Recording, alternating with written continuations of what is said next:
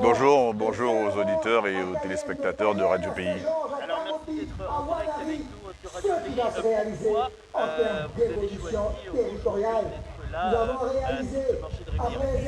J'ai envie de dire que c'est presque un rituel des campagnes électorales que les équipes viennent à Rémière-Montjoly parce que le marché fonctionne effectivement le jeudi. Donc c'est une très très bonne occasion pour nous que de venir ici pour pouvoir rencontrer les électeurs, rencontrer la population et passer un moment d'échange, notamment pour expliquer le programme, pour expliquer nos ambitions, pour expliquer notre vision dans le cadre de cette campagne pour la CTG. Ok, parfait. Donc aujourd'hui, vous avez 30 minutes Ça, ce sont des réalisations. Nous avons mis en place des filières de formation pour la jeunesse guyanaise. Aujourd'hui, nous formons des poissonniers, nous formons des bouchers, des carreleurs, des plombiers, jusqu'à des pilotes d'avion. Aussi bien dans d'autres secteurs. Alors c'est important d'être d'abord sur le terrain, parce que vous avez compris que cette campagne électorale revêt un caractère très particulier à cause de la pandémie, à cause de la crise sanitaire. Et donc il faut que l'on soit sur les réseaux sociaux, en sachant que beaucoup de Guyanais n'ont pas, hélas, accès aux réseaux sociaux à cause d'une couverture numérique qui est par trop lacunaire, qui présente beaucoup de faiblesses sur bien des parties du territoire. Et donc nous essayons de compenser en essayant d'être sur le terrain autant que faire se peut.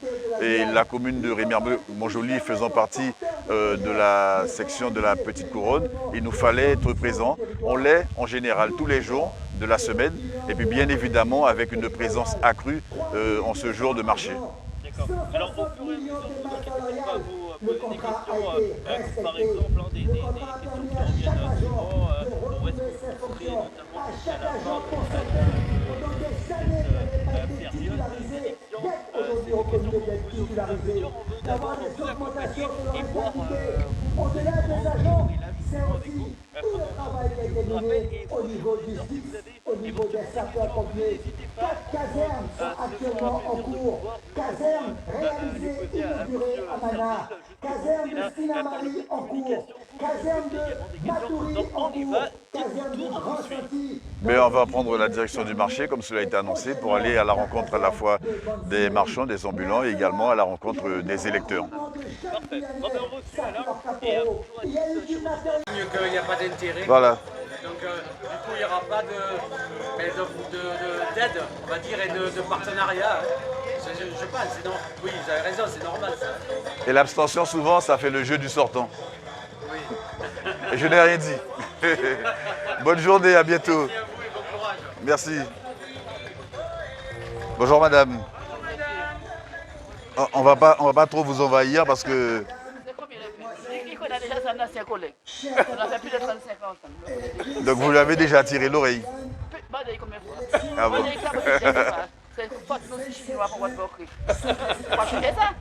Il a oublié, il est trop jeune.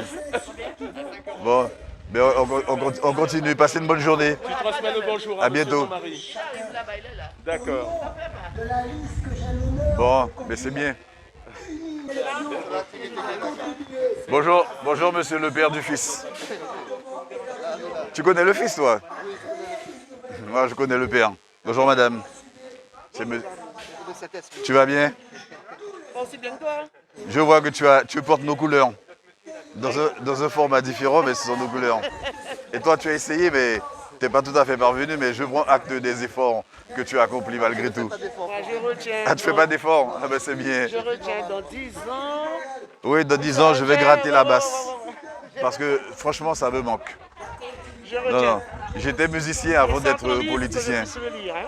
Donc il faut que la boucle soit bouclée un jour, non? Mais oui. Normal. La voie est ouverte, donc il faudra muscler les biceps et les cuisses. Bon, on va y aller. On va y aller. On ne reste pas dans le troupeau, on reste toujours devant. Si on reste derrière, on ne peut pas bouffer par le. C'est clair, c'est clair. Sinon, ça va. Bon, mais c'est parfait alors. Passez une bonne journée. À bientôt. Porte-toi bien, merci. Ok.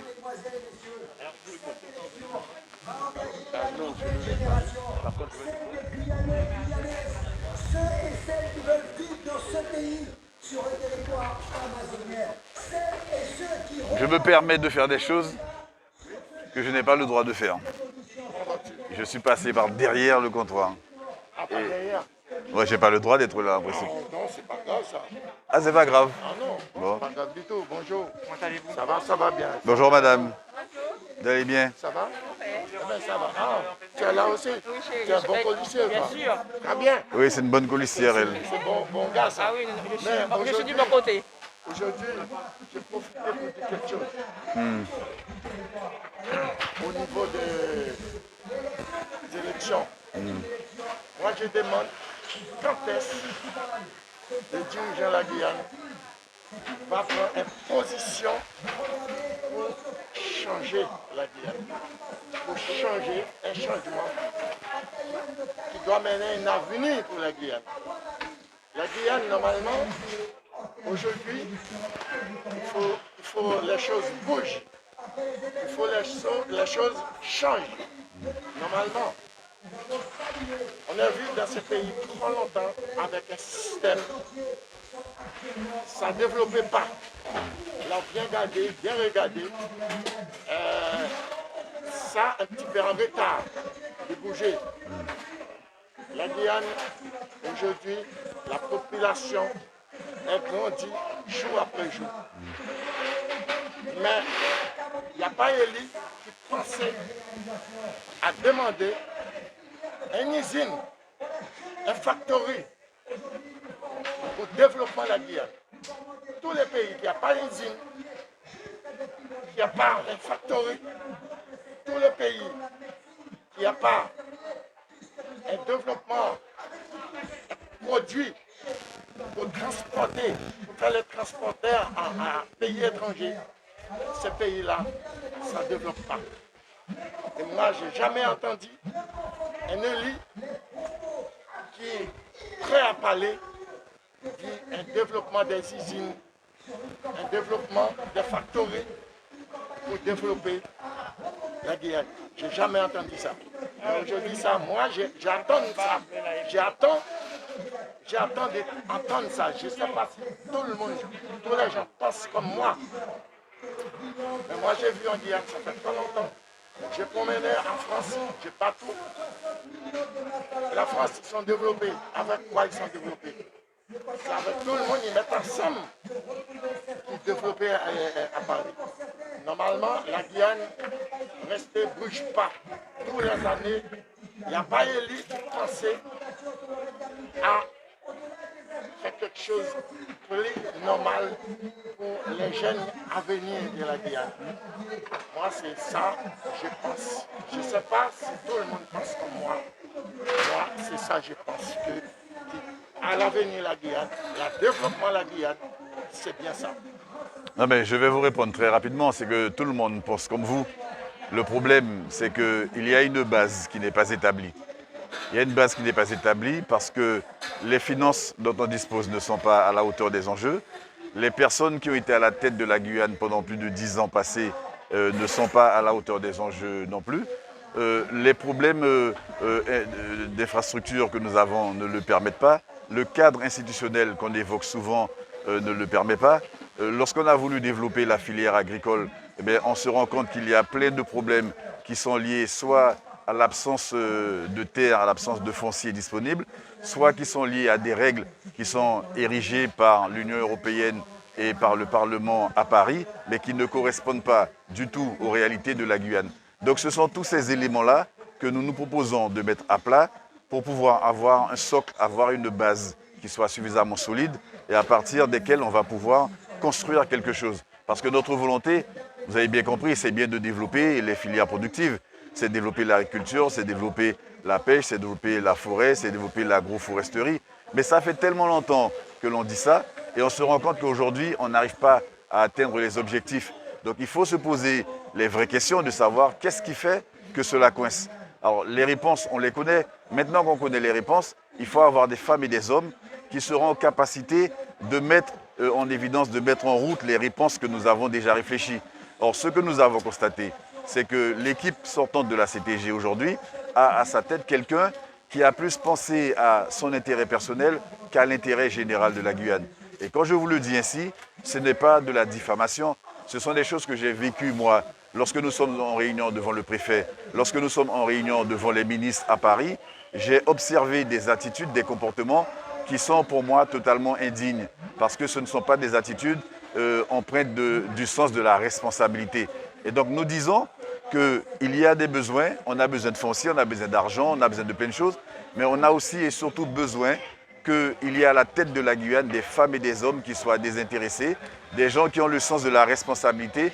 Et nous sommes persuadés que lorsqu'on aura fait ce changement, ça va permettre à la Guyane d'avancer, parce que le gouvernement, lui, ce qu'il demande, c'est d'avoir face à lui des gens dont la parole aurait de la crédibilité. Or, aujourd'hui, la parole qui est portée par l'équipe sortante de la CTG n'est pas crédible. La parole ne pèse pas. On nous prend en quelque part pour des rigolos, pour des petits-enfants. D'ailleurs, le président Macron, lors de son passage à Maripasoula, il avait bien dit qu'il n'est pas le Père Noël. Donc ça veut dire qu'il y a un regard qui est porté sur la Guyane, notamment à travers sa classe politique, qui est un regard totalement dégradant. Quand on voit aujourd'hui comment le préfet, comment la DG de l'ARS traite les Guyanais dans la gestion de la crise sanitaire, on sent bien qu'on a peut-être failli dans notre sens de la responsabilité. Et donc je crois que ça, c'est par là qu'il faudra commencer, en évitant de faire des promesses aux gens. On ne va pas leur dire qu'on sera élu le 27 et que dès le 28, il y aura des usines, des industries qui vont sortir de partout. Non, il faut commencer par la base. La base, c'est la tête. Et la tête, c'est les femmes et les hommes que vous allez mettre en place. Donc c'est pour ça que j'invite les électeurs à suivre la direction, à tracer le chemin avec nous, en leur disant que comme nous pensons la même chose, eh bien, autant qu'on se mette ensemble pour pouvoir avancer dans la bonne direction. Là, je suis accepté cette réponse, mais il faut faire bouger. Ça va bouger. Faire bouger quoi? Assemblée nationale. Moi, je regarde tout le temps l'Assemblée nationale. J'ai vu tout le temps au niveau de l'Assemblée nationale. Je regarde tout. Normalement, les Français, normalement, c'est vous qui accélérez, demandez tout ce que vous avez besoin pour ce pays. C'est à vous de demander. Les Français ne peuvent pas donner sans demander, sans tester, sans pousser, C'est sans clair, bouger. c'est clair. C'est à vous de bouger les Français pour demander quelque chose, pour développer ce pays-là. Mais il faut le rapport de force. C'est-à-dire que quand on demande à l'Assemblée nationale, au Sénat, si sur le terrain en Guyane, les choses ne bougent pas, ben la France, le gouvernement ne bougera pas. Moi, je prends l'exemple de ce que j'ai vécu. Je me suis battu pour qu'on puisse obtenir 100 millions d'euros pour construire des logements, et notamment des logements sociaux. Sur les 100 millions d'euros, la Guyane n'a réussi à utiliser que 30 millions seulement. C'est-à-dire qu'il y a 70 millions qu'on aurait pu appeler pour la Guyane et qui sont restés à Paris. Pourquoi? Parce que localement, le travail qui devait être fait n'a pas été fait. Donc moi, je fais ma part de travail en tant que député, mais il aurait fallu que les élus locaux fassent aussi leur part de travail pour que l'argent arrive. Et ça ne peut pas dépendre du parlementaire. C'est pour ça qu'on se dit qu'il faudrait vraiment arriver à une situation idéale, suivant laquelle les parlementaires feraient leur travail et que les gens, les élus locaux de la CTG soient aussi impliqués pour pouvoir faire passer le message et créer les conditions pour que l'argent que nous arrivons à arracher des mains du gouvernement puisse être mobilisé sur le territoire. C'est pas compliqué, mais après c'est une question de volonté politique. Or aujourd'hui, on a l'impression que l'équipe sortante n'a pas toujours été animée de cette volonté politique d'aller de l'avant. Alors peut-être que c'est un déficit de compétences, peut-être que c'est un déficit de compréhension. On n'est pas là pour juger l'intelligence des gens et les uns les autres. Simplement, on se dit qu'après 11 années passées, on voit la situation d'échec. On voit 12 000 enfants qui ne sont pas scolarisés, on voit la situation de la santé, on voit la situation des infrastructures, des équipements publics, on voit la situation catastrophique dans laquelle se trouvaient déjà pas mal de petites entreprises bien avant la crise sanitaire et une situation économique qui s'est lourdement dégradée avec la crise sanitaire. Donc quand on met bout à bout tous ces paramètres, on se dit que véritablement, il faut une révolution dans ce pays-là. Et c'est pour ça que nous-mêmes, nous disons que l'objectif, c'est de hisser la Guyane au rang de carrefour mondial d'excellence. C'est parler de choses positives et faire en sorte que la population adhère dans un premier temps, qu'elle nous accompagne dans un deuxième temps pour nous permettre, dans un troisième temps, de pouvoir mettre en place les différents projets que nous portons au bénéfice de la Guyane. D'accord. Merci, on va continuer.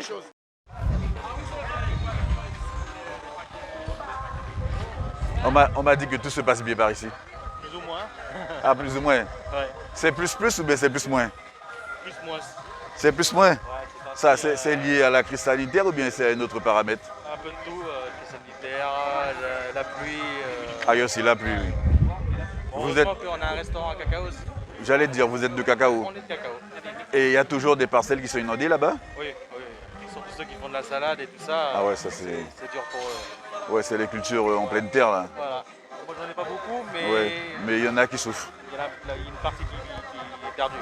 Et le chiffre d'affaires là, il a baissé de quel pourcentage à peu près par rapport à 2019? Je ne connais pas trop, c'est mon père Ouais, qui c'est dit ça. le pater. Ouais.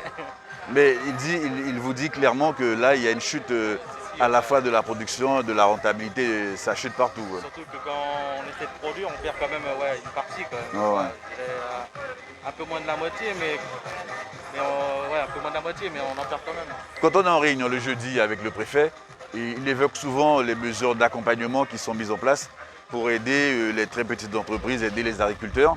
Mais souvent, le retour que j'ai, c'est que ça n'est pas efficace parce que c'est beaucoup de paperasse, c'est des dossiers qui sont très complexes.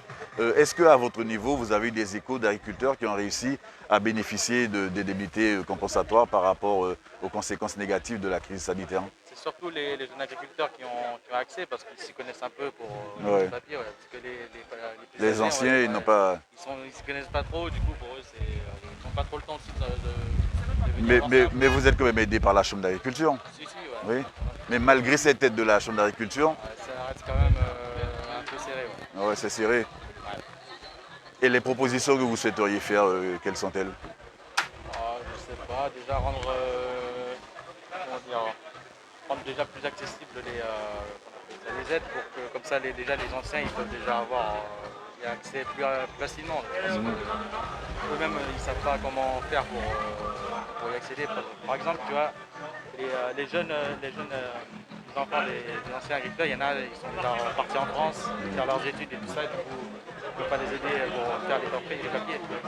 Il y en a des vieux agriculteurs qui sont tout seuls. On peut pas gérer ça. Vu que l'agriculteur leur prend déjà beaucoup de temps, ils ne peuvent pas venir faire ça. Oui, j'avais compris ça parce qu'on avait rencontré des agriculteurs d'Irakubo auxquels on demandait d'être des agents de défiscalisation, on leur demandait d'être des agents comptables, alors que fondamentalement, ce sont des gens qui ont la formation pour pouvoir être agriculteurs. Et ils nous expliquaient qu'ils n'avaient pas la possibilité d'être performants sur tous ces dossiers, sur tous ces domaines de compétences. Et qu'ils avaient vraiment besoin d'être autrement accompagnés et que souvent, ils avaient le sentiment d'être un petit peu démunis, d'être un petit peu isolés face aux différents problèmes qu'ils rencontrent. Et ça, c'est quelque chose qu'on va devoir travailler. C'est pour ça qu'on a dit sur la liste Guyane Contrée pour avancer que l'un des premiers objectifs, c'est de ne pas donner aux gens le sentiment que nous savons tout et que nous pourrons tout faire tout seuls. L'idée, c'est de pouvoir véritablement mettre en place une dynamique partenariale avec les acteurs de terrain, avec les acteurs du monde économique qui ont des choses à dire, qui ont des propositions à faire, mais qui souvent, hélas, ne sont pas écoutés par les politiques. Et donc je crois qu'il est important qu'à un moment donné, on soit en capacité de faire le lien entre ce que vous dites sur le terrain, compte tenu des problématiques que vous observez, et puis la capacité que nous aurons d'accompagner le monde économique, d'accompagner le monde agricole en particulier. Sinon, on va rester sur deux voies parallèles, chacun fera ses affaires dans son petit coin, et à l'arrivée, on verra que ce sont toujours les mêmes problèmes que nous ressassons d'année en année, de décennie en décennie, qui n'auront pas été réglés, alors que souvent, le bon sens même de ceux qui sont sur le terrain fait que si on les écoutait, on aurait pu aller très rapidement vers les solutions attendues. Quoi. Bah oui, il faut s'entraider, parce que là c'est compliqué avec cette période aussi. Du coup, ce serait bien que, comme je disais, de rendre déjà plus accessibles les aides à ceux qui ne peuvent pas ou qui n'ont pas le temps. Tout à fait, tout à fait. Parce que l'agriculture, ça prend énormément de temps. On n'a quasiment pas le temps de sortir, on ne sort pas du tout. Non, on sait que c'est un métier qui demande beaucoup d'investissement, beaucoup de temps. Ouais. Mais en tout cas, je vois qu'il y a encore des jeunes qui bossent et qui n'ont pas peur, qui n'ont pas peur de mettre la main dans le cambouis et d'avancer. Moi, je ne puis que, mais je sais que c'est difficile, je sais que c'est dur. J'ai eu l'occasion, moi, quand j'étais plus jeune, d'accompagner un voisin qui cultivait les bananes sur les hauteurs de la montagne de Rémire derrière. Et pendant les vacances, il m'arrivait d'aller avec lui. On passait une petite semaine, mais dans des conditions extrêmement difficiles. Et quand il fallait monter sur la hauteur de la colline là, pour aller descendre les régimes de bananes sur le dos, je devais avoir quel âge, 15-16 ans. Et je sais que ça n'était pas forcément une partie de plaisir. Et donc je me dis, oui, c'est un métier qui est dur, c'est un métier qui est exigeant. Et il faut vraiment du courage, il faut de la motivation pour le pratiquer. Et si j'avais un message à lancer en direction de la jeunesse notamment, c'est de lui dire qu'en toutes circonstances, il faudrait être courageux, ne pas baisser la garde, ne pas fuir devant les problèmes, parce que je pense qu'avec l'équipe qui m'accompagne, nous serons vraiment en capacité de donner l'impulsion que la jeunesse de ce pays-là attend, pour qu'on arrête de consommer des produits qui viennent de l'extérieur et dont on ne sait pas dans quelles conditions ils ont été fabriqués, notamment. Ok, Tchébissa, et puis à très bientôt. Bye bye. À toi de même. Alors, Monsieur Villa, comme ça va bientôt faire 30 minutes que nous sommes avec vous, donc on voulait vous poser des questions, alors notamment jusqu'au 20 juin, où sont les différents déplacements, où allez-vous vous rendre, histoire que ceux qui veulent vous accompagner puissent y être. Alors nous allons communiquer le calendrier de déplacement sur le territoire prochainement sur les réseaux sociaux, en sachant que ce calendrier, il subit souvent de sévères inflexions. Par exemple, là, ce matin, à 8 h, je devais déjà être à Macoria. Je suis encore à Rémy-Montjoly, donc je vais devoir quitter les camarades et puis aller rejoindre ceux qui m'attendent de l'autre côté, sur la section de la Grande Couronne. À partir de vendredi, je serai sur le Maroni, entre Maripasoula, Papa-Ichtan et Grand Santi. Ensuite, il est prévu qu'on aille à Saint-Laurent. On sera ensuite du côté de Mana. Il faut que je passe un temps sur Cayenne. C'est bien ma section de prédilection, mais que j'ai un petit peu négligée, même si je sais que par ailleurs, il y a les colissiers de la section qui sont sur le terrain. Ils ne font pas beaucoup de bruit, parce que nous avons retenu l'adage suivant lequel le bruit ne fait pas de bien et que le bien ne fait pas de bruit. Donc nous essayons d'être des gens sages, posés, dans l'explication, dans le travail de pédagogie que nous avons entamé pour que la population, que les électeurs comprennent là où se trouve la raison, là où se trouve le bon sens, là où se trouvent les paroles de vérité que l'on oppose naturellement aux mensonges qui sont véhiculés et aux illusions dont nous bercent un certain nombre de personnes qui n'ont pas réussi à faire un certain nombre de choses pendant 11 années, mais qui prétendent pouvoir le faire à partir de maintenant. Donc notre calendrier de déplacement, il va être communiqué, mais en sachant que chacune des sections dispose de suffisamment d'autonomie pour pouvoir aller sur le terrain, aller à la rencontre des habitants, faire du porte-à-porte, faire une communication ciblée sur les réseaux sociaux. C'est vrai que j'en suis à ma 8e campagne électorale. Celle-là, elle est très particulière. Des fois, j'ai envie de dire qu'elle est bizarre, parce que pour moi, la campagne, c'est vraiment être sur le terrain, c'est être dans les meetings, c'est aller rencontrer les gens. Vous savez, il y a des électeurs qui sont très kinésiques, qui ont besoin d'avoir ce contact, qui nous disent avoir besoin de nous toucher, de nous purger le bras pour manifester leur engouement, leur joie. Et aujourd'hui, à cause de la crise sanitaire, on nous demande de nous tenir éloignés les uns des autres. Sincèrement, ça me gêne, mais je n'ai pas d'autre choix que de respecter les consignes qui sont données, parce que le but du jeu, c'est encore une fois de faire en sorte qu'on freine la circulation du virus. Mais c'est vrai que ça nous donne une campagne qui est très particulière. Et d'ailleurs, si je peux me permettre de le dire à nouveau, je n'ai pas vraiment compris la décision qui a été prise par l'ensemble des maires. Alors quand je dis que je n'ai pas compris, j'ai ma petite analyse des maires qui décident à une quasi-unanimité de demander le maintien de l'élection à la date prévue, en sachant que de l'autre côté, on voit que les paramètres ne sont pas nominaux. La situation du nombre de lits de réanimation ne s'est pas améliorée. On n'a pas suffisamment de personnel pour soigner les malades. Enfin bref, on est dans une espèce de clair-obscur, une situation qui est remplie d'ambiguïté, qui est remplie de contradictions. Et là, je crois que je vais encore dénoncer certainement le fait que le préfet se soit senti obligé de respecter la feuille de route qui lui a été infligée par Paris. Parce que lorsque je vois ce qui se passe du côté de Grand Santi, du côté de Apatou, des familles qui sont sous les eaux et qui nous disent que leur priorité première, c'est de savoir comment elles vont pouvoir sortir de cette situation afin de retrouver une vie normale, et que de l'autre côté, le maire dise maintenant on peut malgré tout organiser les élections, je me dis qu'en réalité, on n'a pas mis la priorité là où elle devrait être, et je trouve ça dommage, parce que c'est la démocratie qui est fondamentalement dévoyée. C'est notre système démocratique qui prend du plomb dans l'aile, et j'imagine aisément que le taux d'abstention dans de telles conditions risquerait de battre tous les records. Mais ceci dit, on ne baisse pas les bras, parce que nous avons un objectif, nous avons une ambition, et nous sommes persuadés que nous allons atteindre favorablement cet objectif-là de gagner cette élection. Alors comment on peut vous trouver sur les réseaux sociaux pour avoir vos déplacements, vos différents programmes? Alors sur les réseaux sociaux, nous distribuons des petits papiers sur lesquels il y a un QR code qui se trouve ici. Ouais. Vous voyez le petit QR code là, il suffit de le flasher avec le téléphone portable. Et ça vous donne accès à tout ce que nous écrivons, le Facebook, l'Instagram, le WhatsApp, l'adresse mail, le programme des déplacements. On nous a dit soyez modernes, donc nous essayons d'être modernes via cette application. Et donc il suffira de flasher simplement le QR code qui est dessus et ça vous donnera le détail de nos déplacements durant les jours qui nous séparent jusqu'au 20. Ok. Et pour terminer, pourquoi voter pour vous? Alors c'est la même question que les gens nous posent à chaque fois. Si j'enlevais le masque, vous m'auriez vu sourire parce qu'habituellement je commence par dire qu'il faut voter pour nous parce que nous sommes les meilleurs, tout simplement. Bon après je dis toute blague mise à part, je considère que l'idéal que nous portons, la manière dont nous voulons traiter les problèmes devrait faire la différence. C'est-à-dire qu'on entend le président sortant dire qu'il va faire, il va faire. La question que nous posons, c'est pourquoi il n'a pas fait. Et nous avons dit que gouverner, c'est prévoir. Eh bien, nous allons commencer d'abord par prévoir. Et l'une des premières actions que nous mettrons en place dès notre arrivée, dès le 28 juin, ça sera d'exiger de la part de l'État et de l'INSEE qu'ils se mettent autour de la table pour nous dire combien d'habitants nous sommes dans ce pays-là. Parce que quel que soit ce qu'on va vouloir faire, on va toujours échouer si on ne sait pas combien de personnes nous devons servir. Est-ce que nous sommes 300 000, comme nous dit l'INSEE? Est-ce que nous sommes 340? Est-ce que nous sommes 370, comme le prétendent certains? Nous considérons que sur cette question de la quantification de la démographie, il y a un vrai souci.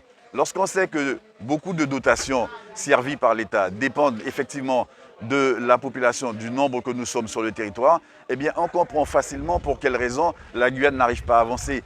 On vous sert de l'argent pour 300 000 alors que vous êtes 370 000 peut-être, et cela fait des années que ça dure. Là, on arrive certainement à un différentiel qui doit être énorme. Alors pourquoi est-ce que la CTG n'a pas réussi à répondre à nos aspirations? C'est simplement parce que la CTG dispose d'un budget qui est ric-rac, qui est très faible, très insuffisant, alors qu'on a une population qui croît sans cesse avec des besoins d'équipements structurants, des besoins de collèges, de lycées, des besoins en santé, des besoins en tout. Et on le fait avec une petite dotation. Vous vous rendez compte?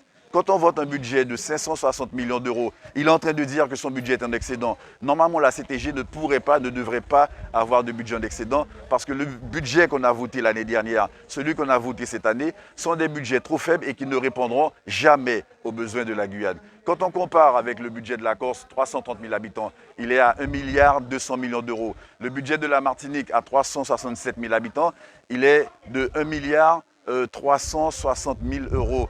1,365 milliard d'euros, pardon. Je ne sais pas si vous voyez la différence avec le petit budget de la Guyane qui est de 560 millions d'euros. La CAF de Guyane avait un budget primitif d'environ 580 millions d'euros. C'est-à-dire que la CAF, qui distribue des prestations sociales, a plus d'argent dans son budget primitif que la CTG qui doit faire de l'éducation, de la santé, du tourisme, de l'accompagnement des entreprises, etc. Là, on est dans une situation qui est totalement ubuesque. Donc nous avons dit, ce n'est pas la peine d'aller promettre monts et merveilles à la population en sachant que fondamentalement, du point de vue des ressources, on n'en a pas les moyens. Donc on va faire un travail de construction, étape après étape, brique après brique, et on va dire ce qu'on va faire et on fera ce qu'on a dit qu'on a intention de faire. Ça, je crois que c'est la démarche la plus importante. Après, nous avons les préalables que nous avons exposés dans notre profession de foi, à savoir maîtriser le foncier, parce que quel que soit ce qu'on voudra faire, si on ne maîtrise pas la terre, si on n'arrive pas à avoir avec l'État un discours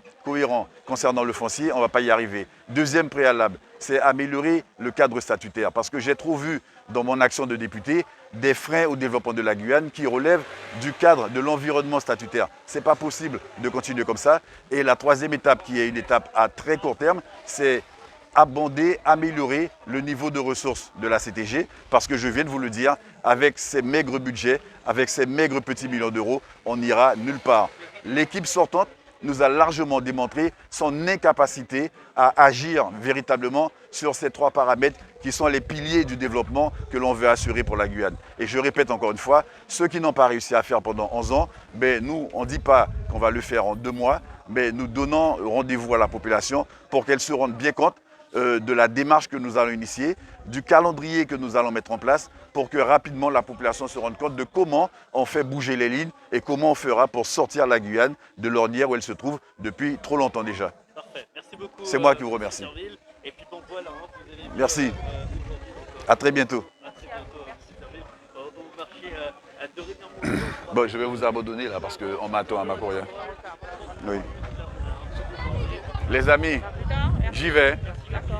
vous allez me devoir un café parce que je suis resté trop longtemps là ce matin. Et je sais que Manu va m'en vouloir. Mais si je vais prendre le café, ça va rallonger les délais. Donc, on peut sortir par là. Oui. Je croyais que c'était une entrée. Ah non. Bon courage. Merci. Bon tractage. Et puis, force. Transmets nos forces aussi Aux collègues de là-bas. Ok, ça marche. Ok. Salutations du jour. À comment? Moi, je pars. Moi, je pars à ma courrière. Ah, d'accord. Ok, à bientôt. Comment? Mais il reste, hein? Oui. À plus.